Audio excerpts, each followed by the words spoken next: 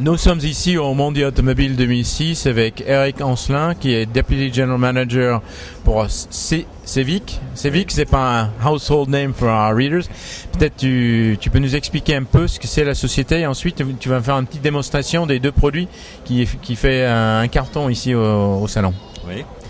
Donc la société Cevic System est basée au Luxembourg. C'est une société qui a été créée il y a 5 ans, qui au départ s'est constituée sur la base du concept de multimédia embarqué et notamment de lecteurs DVD embarqués dans les voitures qui s'installaient sur les appuis-têtes. Mais on était au tout départ dans des solutions nomades qui pouvaient s'installer et s'enlever. Ensuite, tu vas nous expliquer ça c'est très beau et ça c'est les produits qui sont vus pour la première fois ici. Donc là on présente en avant-première au Mondial de l'Automobile à Paris ces solutions qu'on appelle Multimedia Headrest, donc les appuis-têtes multimédia. Donc nous avons travaillé avec notre centre de développement près d'une année pour aboutir à cette gamme. Donc le concept est très simple. Vous avez ici un concept et 2 designs. Alors celui-là, donc en fait il s'agit donc d'appui-têtes dans lesquels nous venons intégrer un module électronique qui permet de lire des DVD notamment.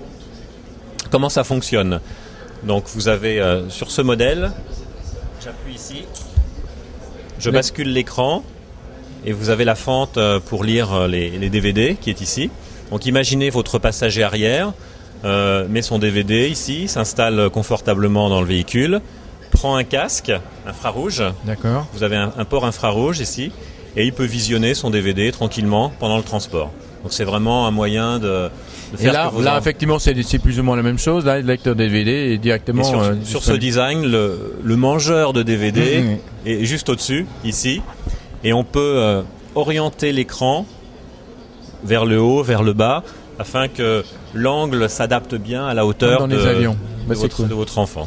Mais moi, je vais changer de voiture. Alors, je vais pas forcément vouloir laisser ça au suivant. C'est un argumentaire devant, c'est clair. Mais s'il ne veut pas, qu'est-ce que je fais? Alors, c'est très simple. Si vous vendez votre véhicule, le nouvel acheteur ne veut pas prendre ce produit, ce qui serait dommage quand même, parce que ça donne de la valeur à votre voiture. Moi, j'ai envie de la garder quand même. Mais vous voulez le garder pour votre nouveau véhicule. Donc, la solution, c'est que vous enlevez ce système.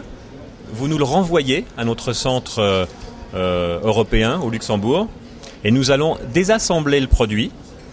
Nous allons remplacer les barres métalliques et vous installer des barres qui correspondent exactement à votre nouveau véhicule. D'accord. Et aussi, si vous le souhaitez, nous allons réhabiller le produit avec un nouveau tissu ou un nouveau cuir dans le coloris que vous souhaitez.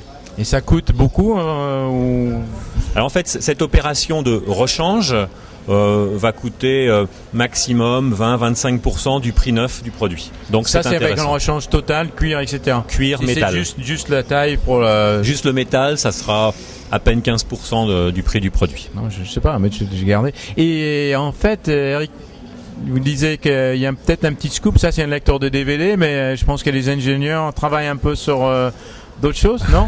Ah, vous me faites parler là. Bon, effectivement, ce que je peux annoncer, c'est que ce système n'est pas que lecteur DVD, mais vous pouvez aussi, grâce à une boîte noire, vous pouvez aussi réceptionner la télévision numérique en France, en Allemagne, en Italie, enfin dans pratiquement tous les pays européens où la télévision digitale terrestre est en train de s'implanter.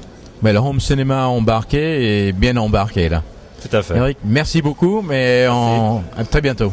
Merci. Au revoir.